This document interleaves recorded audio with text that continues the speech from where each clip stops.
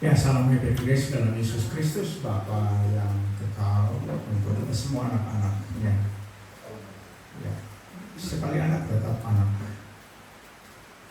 Sekali diselamatkan tetap diselamatkan. Sekali dikuduskan tetap dikuduskan. Ya, jangan pernah mengizinkan iblis untuk menyisipkan keraguan ke dalam pikiran kita. Karena kita berkata, Tuhan bilang orang yang bimbang tidak akan mendapat apa-apa. Ya. Kita memiliki status yang statis. Ya, kita harus tahu, setiap kita di dalam Yesus itu punya status yang statis sebagai anak. Pak Norvi mau pontar di ujung langit pun, Mazmur bilang, di sana pun engkau ada. Ya. Yesus, dia bukanlah Allah. Semoga Anda terangsang untuk berpikir. Ya. Dia itu ada. Ya. Yesus tidak pernah mengatakan, Akulah Allah. Makanya orang-orang di RT 6, 7, 8, 9, 10, 11, 12, 13 angka genap. Ya. Di mana Yesus bilang, Akulah Allah, sembah aku. Nah, Yesus mengatakan aku ada. Bahasa Yunaninya ego eimi. Ya. Dia ada, itu bentuknya kata kerja. Ya. Pada mulanya, Yohanes pasal 1, ada firman. Gitu. Nah, Yesus mengatakan sebelum Abraham ada, before Abraham was, I am. Nah, itu ada, bentuknya kata kerja, bukan kata ganti orang pertama tunggal. Kita harus tahu itu. Ya. Makanya tidak pernah kita jumpai Yesus mengatakan aku adalah Allah. Yesus pernah mengatakan aku memang benar karena aku ini Tuhan. Ya. Di mana itu? Yohanes 13 ayat 14. Coba terang bawa rabu-rabu saya.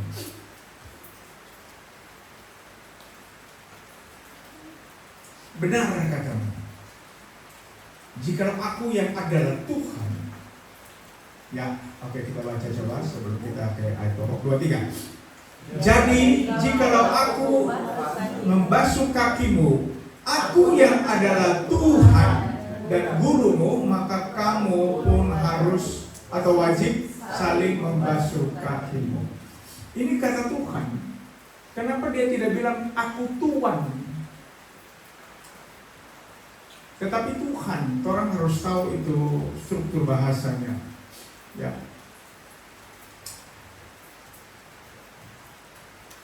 Tuhan ini bahasa Yunaninya apa? Kyrios. Ya, Kyrios. Ya. Nah, Kyrios itu setara dengan bahasa Ibrani Adonai. Ya, bukan Adon ya, Adonai. Kalau Adon itu hanya tuan. Tuan manusia, itu tuan. Tuan. Ya. Jadi aku adalah Tuhan. Adonai itu secara gramatikal. Mari kita lihat supaya orang tahu ya, sebelum saya masuk ke bahasa apa ya, inti. Kita lihat yang gampang saya ingat itu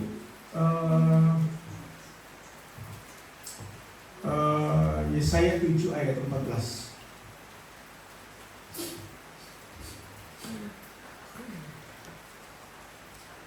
Yesaya 7 ayat 14.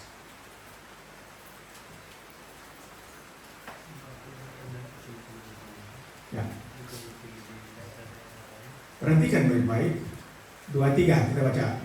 Sebab itu Tuhan sendirilah yang akan memberikan kepadamu suatu pertanda, sesungguhnya seorang perempuan muda mengandung dan akan melahirkan seorang anak laki-laki, dan ia akan menamakan dia Immanuel. Ini Tuhan,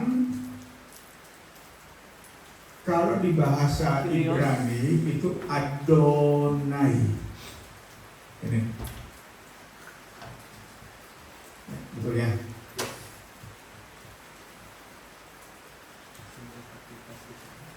Nah, secara gramatikal ini dia. Kliknya di the for Lord. Ini proper noun. Ya, ini proper noun. Ya, coba ke atas sedikit supaya cari Tuhan huruf besar semua. Naik ke atas ya. Saya cari ada Tuhan. Ya, Tuhan. Nah, coba lihat.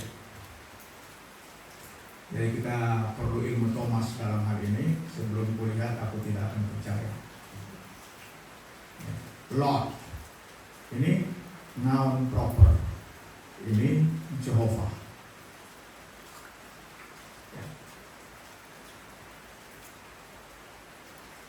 Jadi dalam bahasa Ibrani itu dia bisa pakai Adonai Lord atau Adonai Jehovah. Itu setara itu. Hari ini telah lahir bagimu Yesus Tuhan, Kristus Tuhan, bukan Tuhan. Kemudian nubuatan Yesaya 7 ayat 14, seorang perempuan akan mengandung anak laki-laki dan hendaklah engkau menamai dia Immanuel.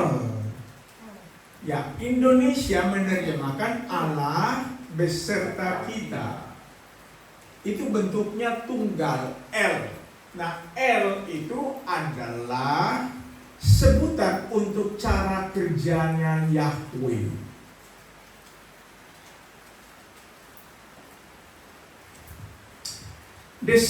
Dia mau kerja tunggal kan? L, Eloah itu tunggal, ya. Mau kerja Elah itu Aramaiknya tunggal. Dia mau kerja Elohim itu terserah dia. Orang Israel tahu hanya satu yang kerja, yaitu Yod-He-Vav-He. Makanya yang menciptakan segala sesuatu di muka bumi ini hanya satu. Yesaya 44 ayat 4. Tolong ya.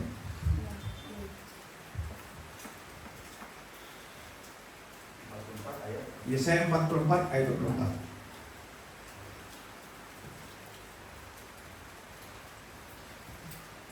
Oke, 2-3.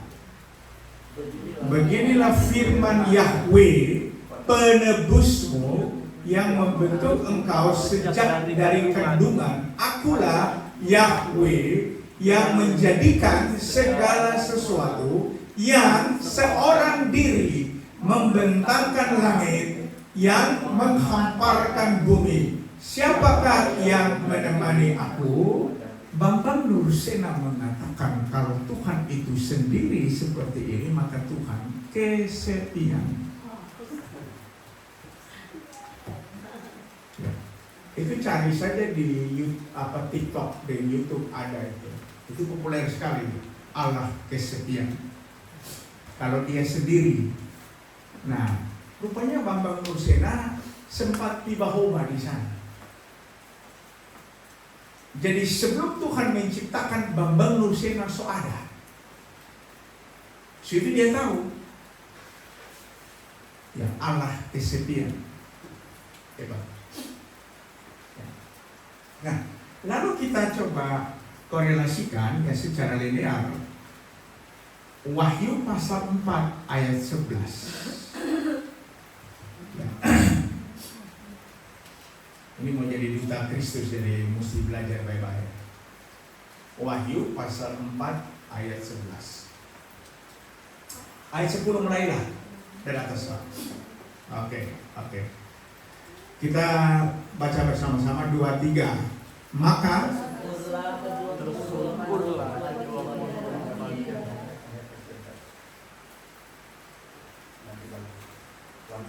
Wahyu 4 ayat 10 lagi.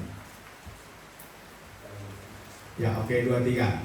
Maka tersyukurlah ke-24 di hadapan Dia yang duduk di atas tahta itu, dan mereka menyembah Dia yang hidup sampai selama-lamanya, dan mereka melemparkan mahkota di hadapan tahtanya sendiri sambil berkata, Ya Tuhan dan Allah kami, Engkau layak menerima pujian dan hormat dan kuasa, sebab Engkau telah menciptakan segala sesuatu, dan karena kehendak-Mu itu ada dan diciptakan.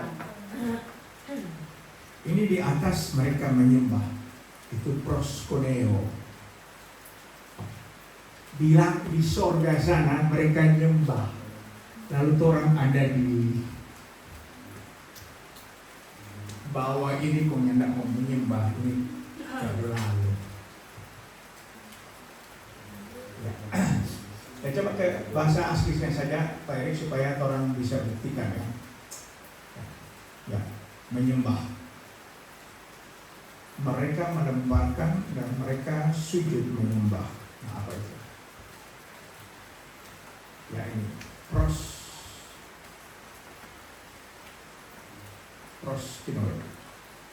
proskinetes. Ya. Proskinos. Apa itu? Ya. Ini menyembah. Ya. Diklik saja ya.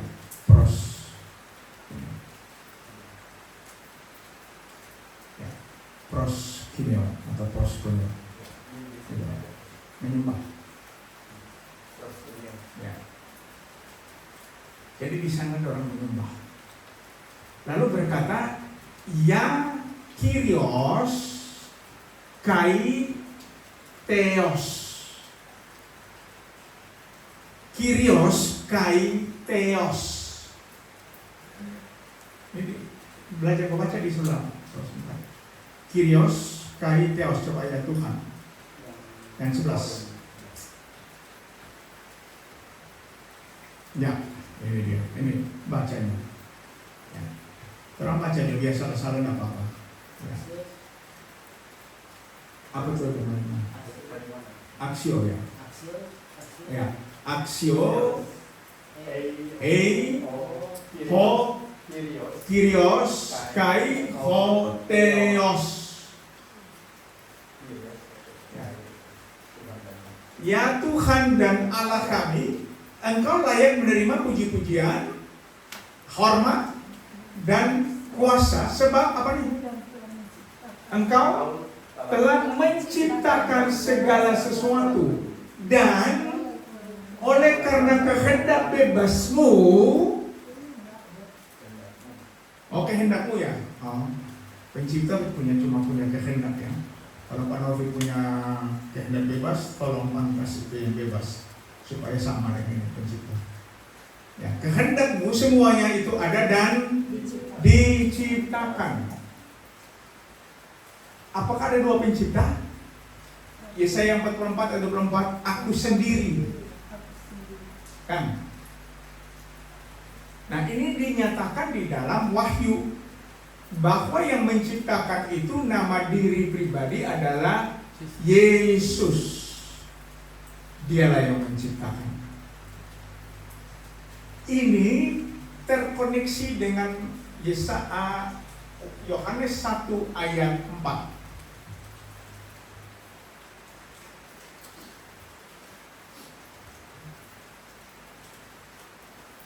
Ayat 3 berarti 3 ya, oke. Ya, 2-3. segala sesuatu dijadikan oleh Dia, dan tanpa Dia tidak ada satupun yang telah jadi daripada segala yang telah dijadikan. Dan tanpa Yesus tidak mungkin. Jadi hanya Dia saja. Nah, kalau Dia pencipta, maka Dia disebut sebagai apa tadi? Yang di Yesaya 44 atau 24 itu, siapa itu? Yang menciptakan adalah Yahweh. Yahweh. Ya kan? Betul kan?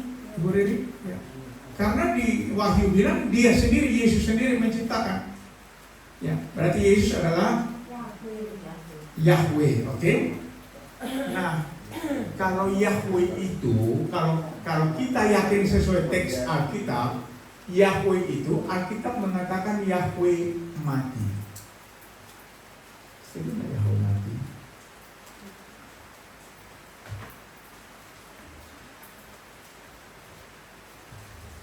Ini persamaan linear.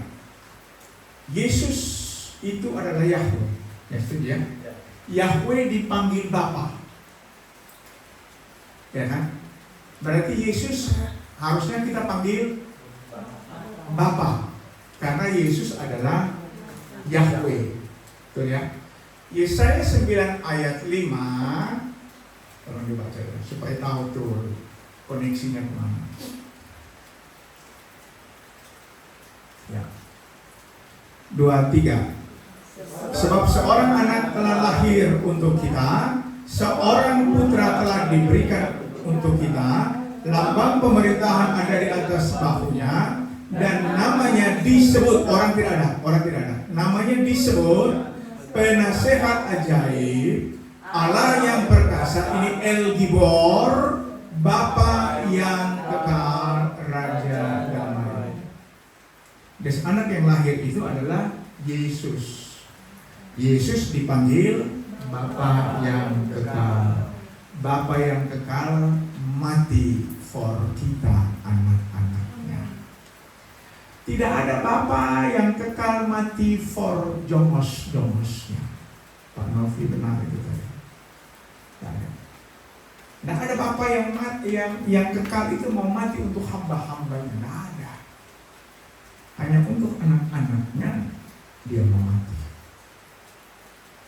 Ya. Jadi kalau menghadap Bapa jangan minder,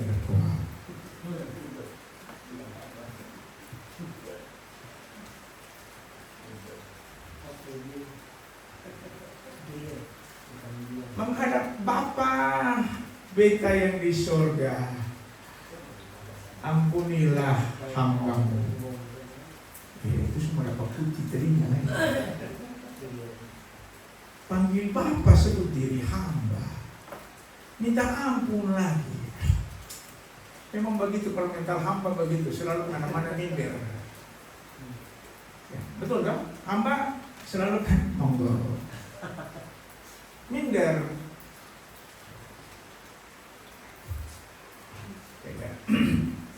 Nah, Yesus itu adalah Yahweh.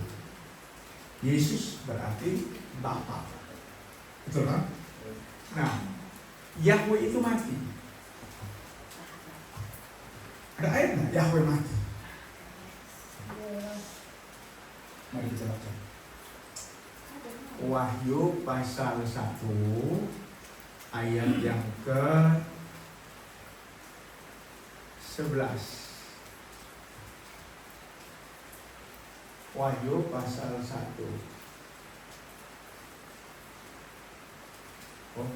Wahyu pasal 1 ayat 17 bukan 11. Wahyu 1 ayat 17. Nah. Oke, orang baca 2-3. Ketika aku melihat Dia, tersungkurlah aku di depan kakinya, sama seperti orang yang mati, tetapi Ia meletakkan tangan kanannya di atasku, lalu berkata, jangan takut, aku adalah yang awal dan yang akhir, yang hidup.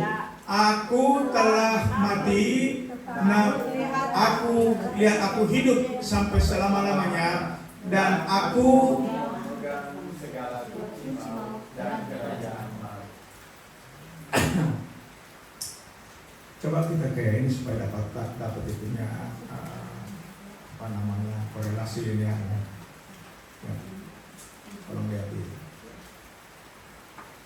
Wahyu 1 ayat 17.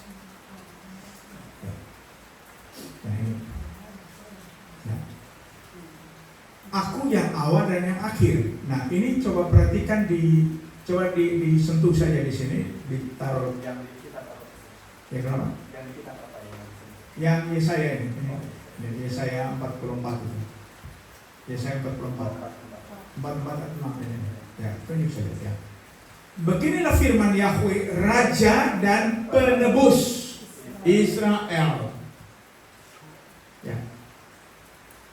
Yahweh semesta alam, akulah yang terdahulu dan akulah yang terkemudian. Tidak ada Elohim selain daripadaku. Coba klik saja supaya orang tahu itu kata Allah yang di bawah itu Elohim atau bukan. Ya. Ini kata Elohim. Betul nggak di bawah? Coba Lord, I'm Lord ke bawah. Ya, itu 430. Betul nggak? Elohim ya. Tidak ada Allah Trinitas. Ini kan jamak. Yang mereka cari alasan kan pada mulanya Allah Elohim menciptakan langit dan bumi. Betul kan? Itu kan orang pakai itu, tungtung pakai itu. Ya. Lalu orang bilang yang Elohim itu Allah jamak. Lalu ini ayat ini menyangkalnya. Tidak ada Allah jamak. Tidak ada Allah Trinitas selain daripada aku, Ani. Ya. Ada yang unik ya, tadi karena sudah disebut Ibu Jane ya. Kita dengar suara bisikan roh dari belakang. Anihu. Ya, Anihu itu apa? Apa ada bilang? Anihu artinya? Aku adalah dia. Akulah dia. Ya. Akulah dia. Ya. Kalau periksa gramatikal, aku itu kata ganti orang pertama tunggal, dia itu kata ganti orang ketiga tunggal. Ya, akulah dia. Tetapi ketika Yesus mengatakan, kalau kamu tidak percaya bahwa akulah dia, kamu pasti akan mati dalam dosamu. Yesus mengatakan, sebelum Abraham jadi, aku telah ada. Ego ini. Kata ini itu bukan kata ganti orang ketiga tunggal. Itu uniknya. Dan hanya Yesus yang mengatakan, aku ada. Bukan aku lagi. Aku ada. Coba kita periksa di sebelum Abraham ada, aku telah ada. Yohanes berapa itu? 8:58 atau ayat 3. Yohanes 8 ya.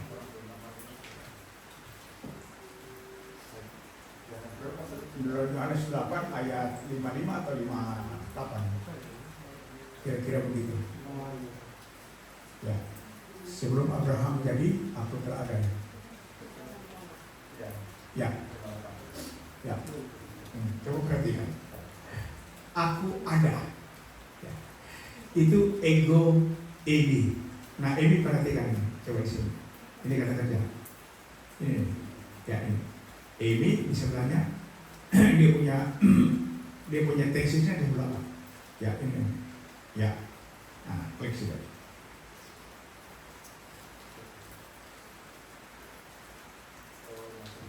Nah, bisa muncul ya. Klik kanan Pak. Itu di situ klik kanan. Klik kanan. Kemudian datang ke ini arrange. Ya. Yang tanda tambah panah ini lock up baru di bawah ini di bawah. Ya di bawah oke, baru di bawah sekali di bawah. Oke, nah ini dia ya. Jadi ini kata kerja ya. Amy kata kerja, present, indikatif. Dia ada, kata kerja. Sekarang ini dia ada. Di mana 2-3 orang berkumpul dalam namaku, bukan nama kami, di situ aku ada. Di tengah-tengah mereka. Dia pakai ego Amy. Nah itu uniknya. Amy itu kata kerja, bukan kata ganti orang ketiga tunggal. Aku ada. Kita berkumpul di sini menyanyi, memuji nama Yesus, meninggikan nama Yesus. Di sini Yesus ada. Karena dia tidak bisa dibatasi oleh ruang dan waktu. Yesus bukan roh, Allah bukan roh, Tuhan bukan roh. Kita harus mengerti itu teksnya. Tuhan bisa jadi roh, dia bisa jadi apa saja yang dia kehendaki. Kenapa? Karena dia ada. Itu roh kata benda ya, roh kata benda ya. Sedangkan dia ada kata kerja. Kata haleluya yang orang biasa ikut-ikutan gitu tanpa mengerti, yang penting Tuhan tahu kita berhati. Malah lebih baik kalau orang mengerti. Haleluya, terpujilah Yah. Yah itu artinya hidup. Itu. Yah. Kata asher kalau diucapkan secara letter-letternya hayah, asher hayah. Ya. Diterjemahkan aku ada, yang aku ada. Harusnya aku hidup, yang aku hidup. Dia hidup, karena itu kata kerja. Ya. Kata yothe vauhe itu diambil dari kata yah itu. Hayah, aku hidup. Makanya Yesus mengatakan aku hidup. Kalau kamu tidak percaya bahwa aku hidup, dari kekal sampai kekal, kamu akan mati dalam dosa. Pasti mati. Dia hidup. Kita tidak menyembah zat. Di luar sana menyembah zat. Allah itu zat. Kita tidak menyembah zat. Kita menyembah yang hidup. Ya. Ingat Yesus mengatakan akulah jalan dan hidup. Nah kata Zoe ketemu bahasa Ibrani-nya adalah hayah, hidup. Ya. Ya. Moga-moga pengantar ini bisa menarik untuk Anda ingat-ingat ya Bapak Ibu. Kita ke Lukas 15 ayat 10. Apa kan orang belajar sedikit ya, mumpung lagi hujan. Bukan, ayat ke-11 mulai. Ya, jadi ibu-ibu lebih dulu baca ayat 11, Lalu kita bergantian sampai yang terakhir. Agak panjang sih. Ya, 2, 3. Yesus berkata lagi, ada seorang mempunyai 2 anak laki-laki. Laki-laki, silakan. Kata yang bungsu kepada ayahnya, Bapa, berikanlah kepadaku bagian harta milik kita yang menjadi hakku. Lalu ayahnya membagi-bagikan harta kekayaan itu di antara mereka. Terus Beberapa hari kemudian, anak bungsu itu menjual seluruh bagiannya itu, lalu pergi ke negeri yang jauh. Di sana ia memboroskan harta miliknya itu dengan hidup berfoya-foya. setelah dihabiskannya semuanya, timbullah bencana kelaparan di dalam negeri itu, dan ia pun mulai melarat. Terus Lalu ia pergi dan bekerja pada seorang majikan di negeri itu. Orang itu menyuruhnya ke ladang untuk menjaga babinya. lalu ia ingin mengisi perutnya dengan ampas yang menjadi makanan babi itu, tetapi tidak seorang pun yang memberikannya kepadanya. Lalu ia menyadari keadaannya, katanya, betapa banyaknya orang upahan bapakku yang berlimpah-limpah makanannya, tetapi aku di sini mati kelaparan. Aku akan bangkit dan pergi kepada bapakku dan berkata kepadanya, Bapa, aku telah berdosa terhadap surga dan terhadap Bapa. Aku tidak layak lagi disebutkan anak Bapa. Jadikanlah aku sebagai salah seorang upahan Bapa. Bangkitlah ia dan pergi kepada bapaknya. Ketika ia masih jauh, ayahnya telah melihatnya. Lalu tergeraklah hatinya oleh belas kasihan.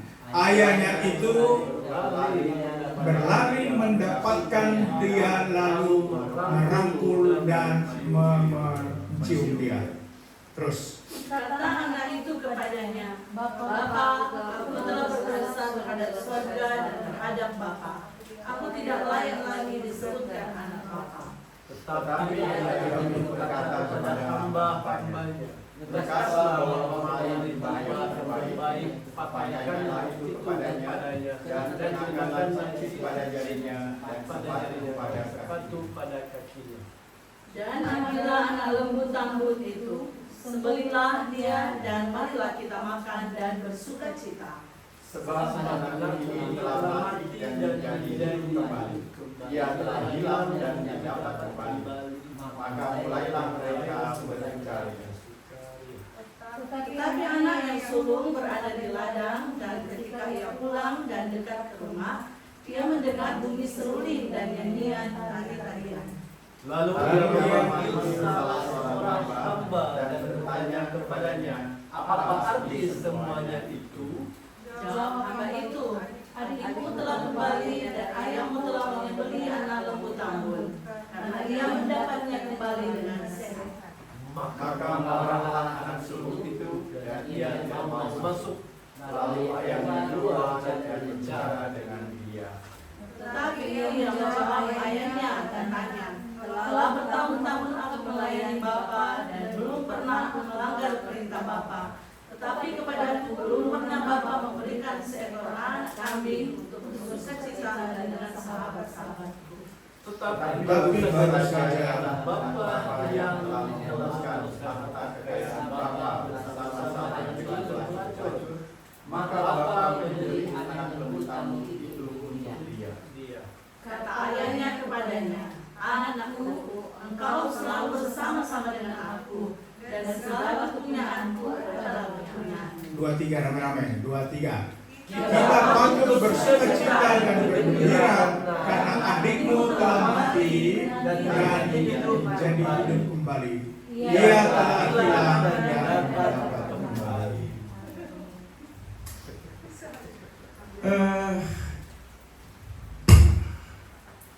Inspirasi ini datang dari kesaksian Pak Novi.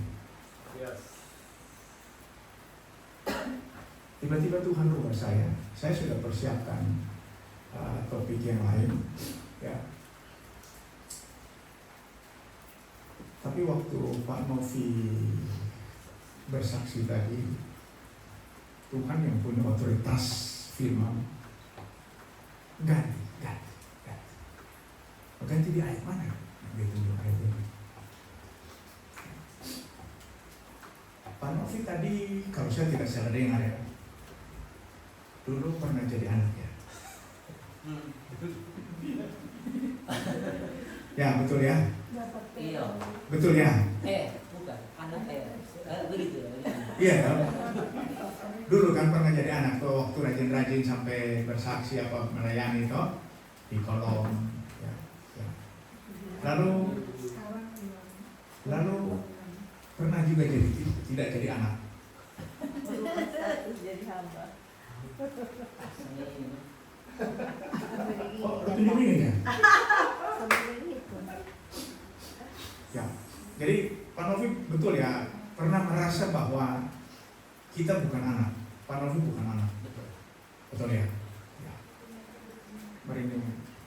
Pak Novi yang jawab, kita yang merinding.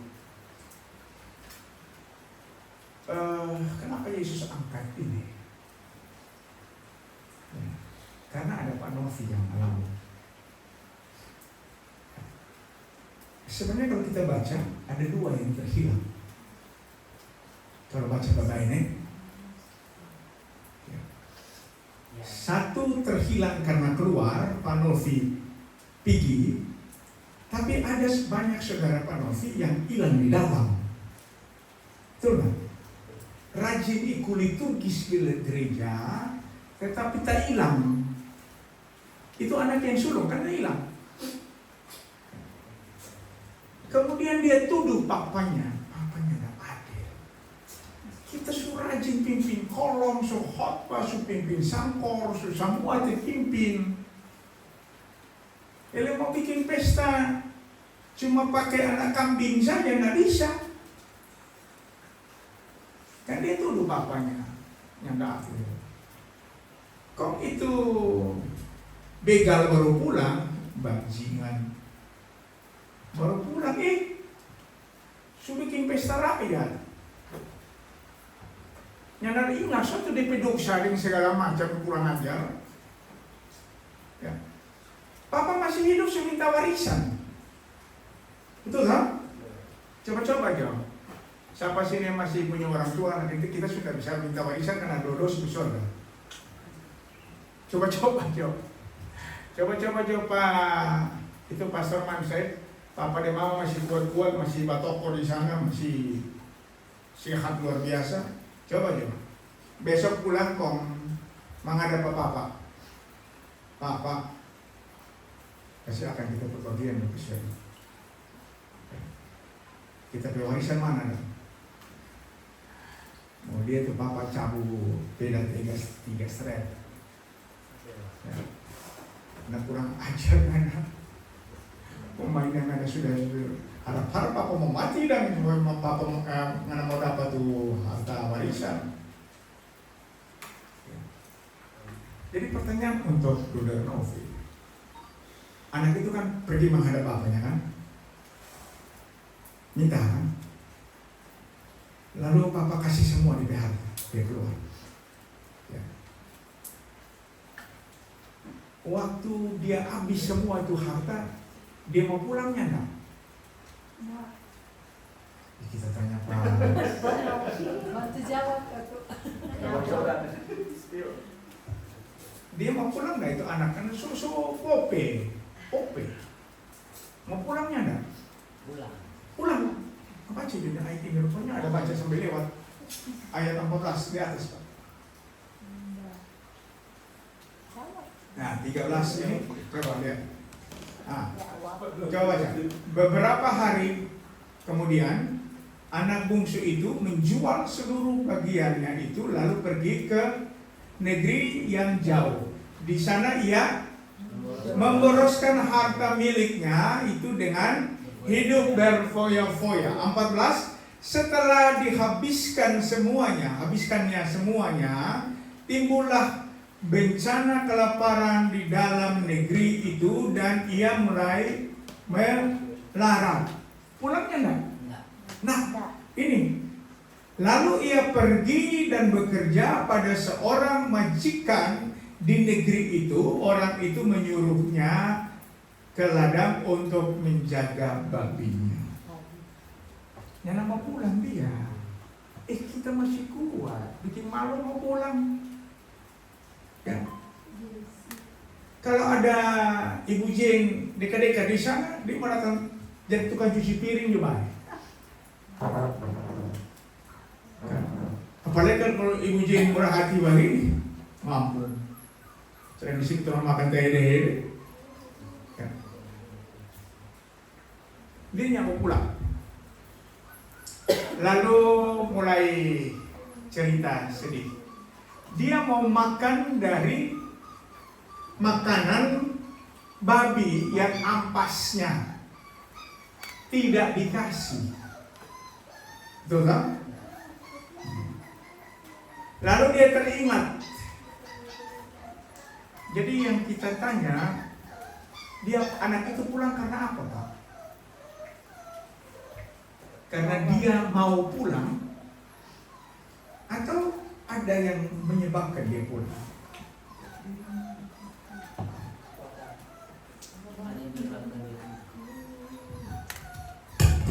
Jadi ini kan ada hubungan pribadi dengan Pak Novi. Pak Novi kan pernah datang di sini, pernah ikut di Traseno. Lalu rupanya Pak Novi rasa rupa biasa-biasa juga. Pak kontak dulu, ya keluar lagi. Ya. Lalu tadi bersaksi yang luar biasa. Pak Novi datang lagi. Itu karena apa? Ada yang membedakan. Ada masalah. Ada yang ya kalau kita pakai kesaksian ada yang menarik kita ke sini tanpa ada yang menarik kita ke sini. Itu dia. So itu dia itu. Anak itu pulang karena bapaknya yang menarik dia pulang. Bukan karena miskin yang menarik dia pulang. Karena bapaknya yang tarik dia pulang. Luar biasa.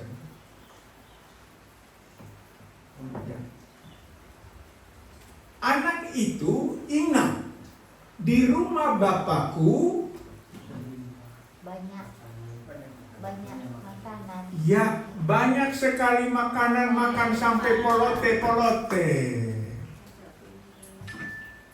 Ada satu lagi, Papa tidak pernah pegang cambuk. Cambuk dan Nah pernah kan? Kalau Papa pernah pegang cambuk, ajam dia nggak mau pulang.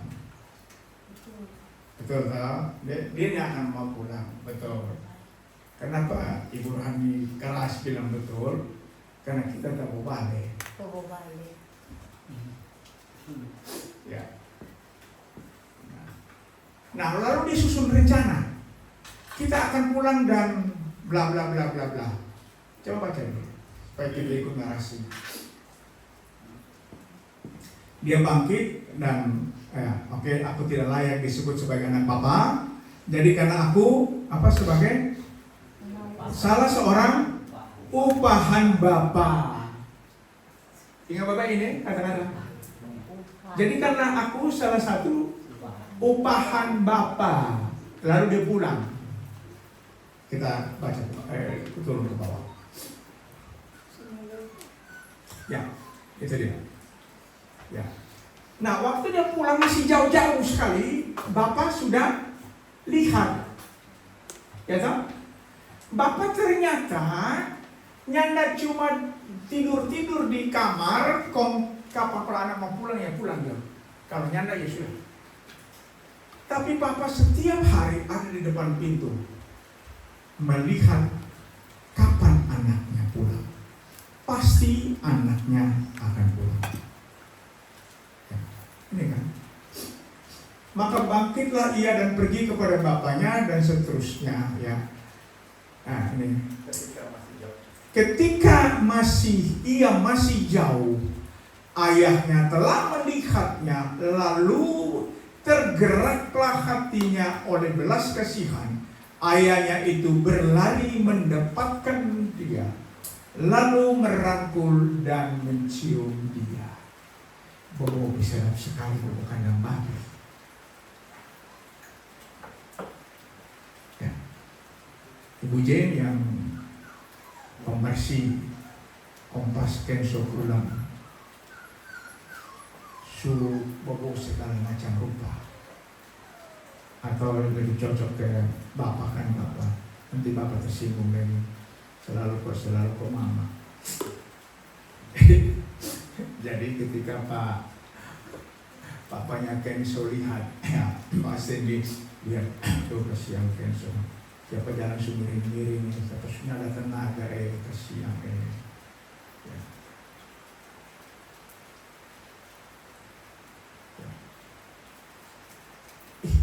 Ini GM nggak jaga gengsi GM-nya.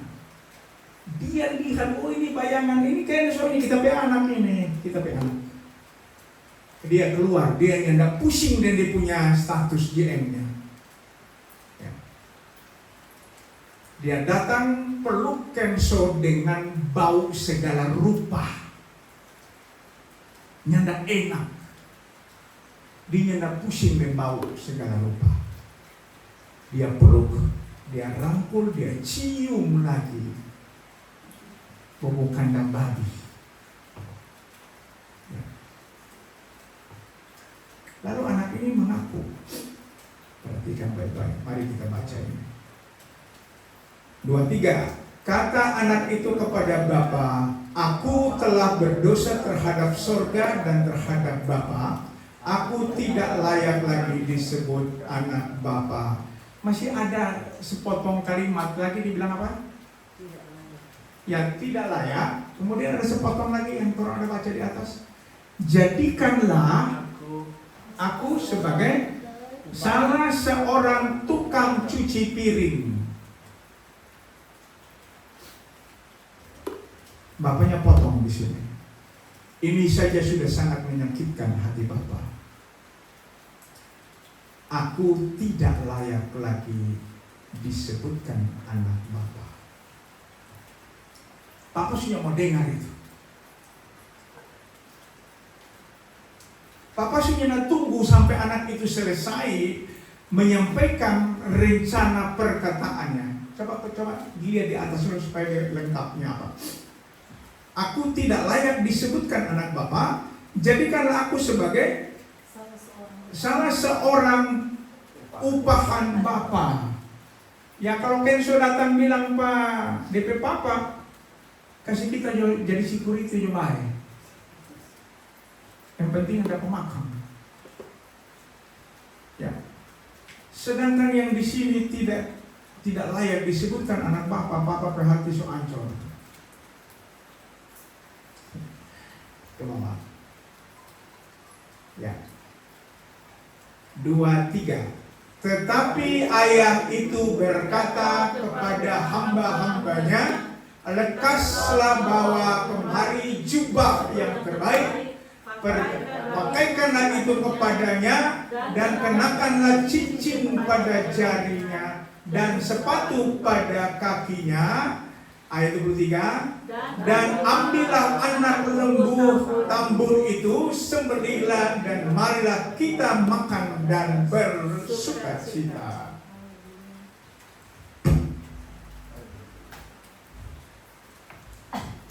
Bapaknya tidak urus lagi dengan anak punya pengakuan. Betul nggak?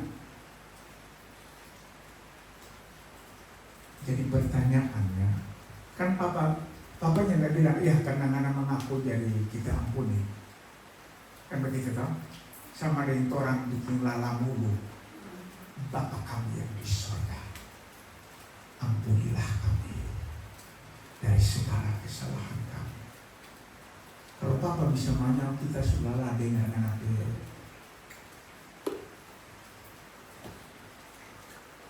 Kita ampuni bagaimana bro Novi? Ampuni bro. Siapa mau minta ampun lagi?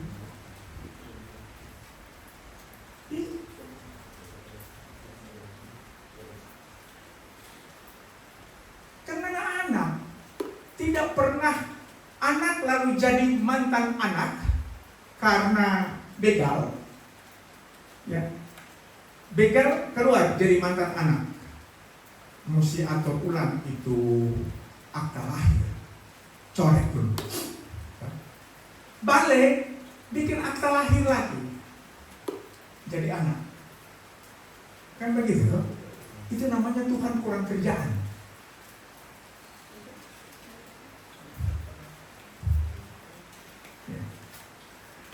Jadi pertanyaannya, kapan Bro Novi diampuni?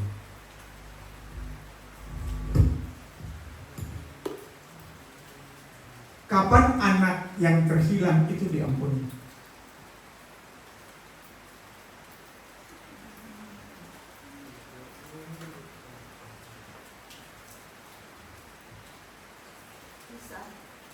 Bagaimana Pak?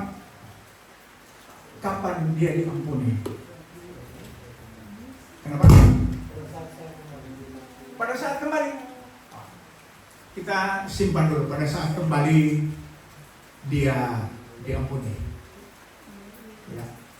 Oke. Kalau Pak Erik bagaimana Pak Erik?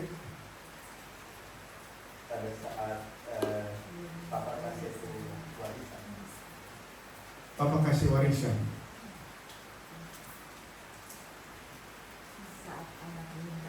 Bagaimana Bro Novi, kapan dia diampuni anak?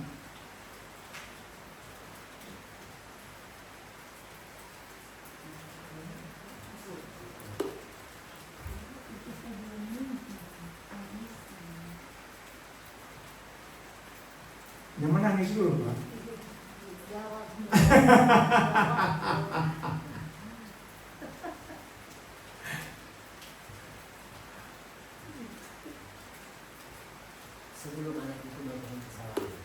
Sebelum anak itu melakukan kesalahan. Nah, kalau sebelum anak itu melakukan kesalahan, apa rasanya Papa mengampuni? Betul kan? Yang ada salah Pak.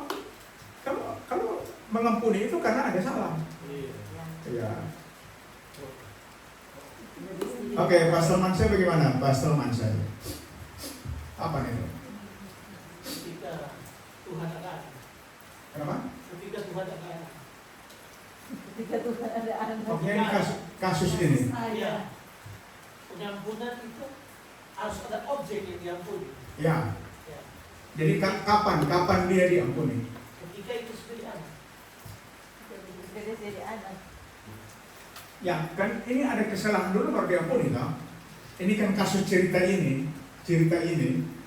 ya. Ada kasusnya. Jadi makanya kita tanya kapan anak itu diampuni dalam narasi ceritanya. Oh, dalam narasi ceritanya.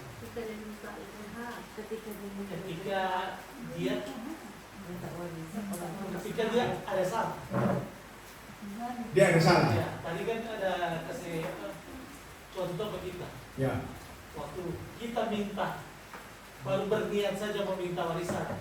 Ketika orang tua masih hidup, so melakukan kesalahan, no? Itu lagi deh. Oke. Dia minta. Ya. Jadi ketika dia datang minta hartanya, ya kan? Di situ bagus ampun. Artinya kalau kita ngalah, kalau papanya tidak kasih, papanya tidak ampuni maksudnya, dia tidak mungkin kasih itu harta warisan. Ya toh, kan logikanya begitu. Dia kasih beda, bukan kasih warisan. Ya toh? Nah, jadi ketika Pak Novi bikin salah, Bapak di surga sudah ampun. Sudah? Karena Bapak tahu dunia luar itu pasti sangat mengerikan. Papa kasih saja, pengampunan sudah mengikutinya, sudah diberikan. Papa tahu pasti anak ini akan kembali, pasti akan kembali. Dan Bapak tidak ada urusan dengan pengampunan. Bapak urusan dengan pesta perayaan. Alkitab mengatakan satu orang bertobat, ada pesta di sorga. Okay. Jadi anak itu sudah diampuni. Sekali anak, tetaplah anak. Papa tidak mau dengar lagi, jadikanlah aku sebagai salah seorang dari pelayan Bapa. Itu tidak mungkin terjadi. Jadi ketika Pak Novi pulang, Pak Novi tidak turun derajat jadi hamba. No. Itu yang harus kita tahu. Tidak ada ex bekas mantan anak. Tidak ada. Anak mau begal kayak apapun, akta lahirnya tetap anak. Pulang anak. Pergi anak, pulang juga tetap anak. Jadi janganlah kita minder di hadapan Bapa di sorga. Panggil Bapa Yesus Kristus. Aku hamba-Mu, ampunilah aku. Semua dapat kucing, terima.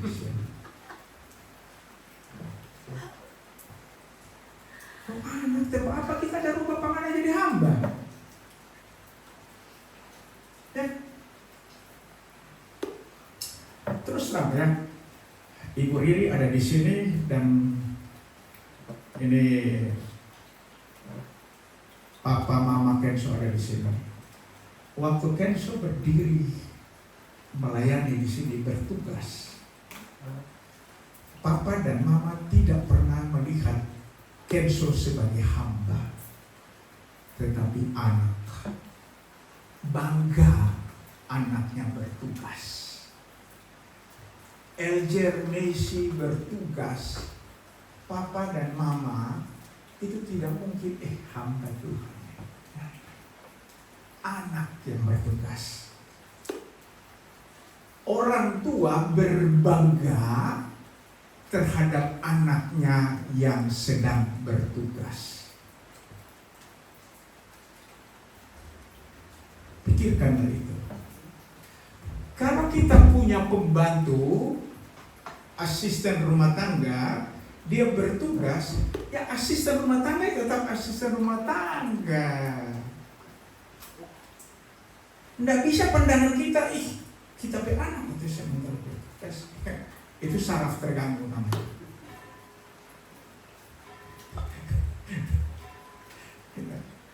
Jadi bangga tuh kalau Kenso berdiri. Ya, kalau orang Manado bilang sama dulu bapaknya, coba lihat tuh anak, sama dulu bapaknya. Jadi inilah status kita di hadapan Tuhan, Bapa kita di sorga. Nah, yang terhilang kedua yang parah ada di dalam, tuh kakak, kan? Kakak salah menilai. Dia sampai tuduh papa-papanya nggak adil. Jangan orang lihat coba. Ya. Tetapi anaknya yang sulung berada di ladang dan ketika ia pulang dan dekat ke rumah, ia mendengar bunyi seruling dan nyanyian tari-tarian. Lalu ia memanggil salah seorang hamba dan bertanya kepadanya, apa arti semuanya itu? Jawab hamba itu, adikmu telah kembali dan ayahmu telah menyembelih anak lembu tambun karena ia mendapatkannya kembali dengan sehat. Maka marahlah anak sulung itu dan ia tidak mau masuk maraju. Lalu ayahnya keluar dan berbicara dengan dia. Kau mainkan ini ayah kan? Dia maraju tadi berdiri di luar sana. Ya, dia tahu maraju bikin diri. Dia bikin diri. DP papa kiki mesti keluar, bujuk. Tetapi ia menjawab ayahnya, katanya, telah bertahun-tahun aku melayani, giat beribadah, biar dari dendengan datang di sini ke siang, ke jauh sekali. Bapak belum pernah aku melanggar perintah, ya, melayani Bapak ya, dan belum pernah melanggar perintah Bapak.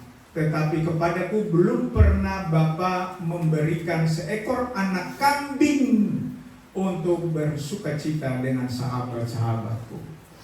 Kamai yang Bapak berkunjung. Kong dia lanjut dengan Veto. Tetapi baru saja datang anak Bapak yang kurang ajar itu, yang telah memboroskan harta kekayaan Bapak bersama-sama dengan pelacur. Ditambahnya ada enak di belakang. Ditambah-tambah ya. Dan dia ada ikut belakang, sokong dia ada tahu tuh anak yang adik ada yang pelacur. Kayaknya dari di rumah. Ya. Itu tuh. Nah. Maka Bapak menyembelih anak lembu tambun itu untuk dia. Ini dia tuduh Bapak tidak adil. Bikin pesta for anak yang kurang ajar. Betul kan? Kata ayahnya kepadanya, anakku, engkau selalu bersama-sama dengan aku. Dan segala kepunyaanku adalah kepunyaanmu. Nah, banyak orang Kristen tak hilang dalam gereja. Karena menganggap pengabdiannya kepada gereja itu tidak seimbang upah yang didapat. Gereja berlaku tidak adil. Begitu toh. Yang tak hilang di dalam, yang hilang di luar tahu pulang, yang hilang di dalam berdiri muka pintu sana ke maraju.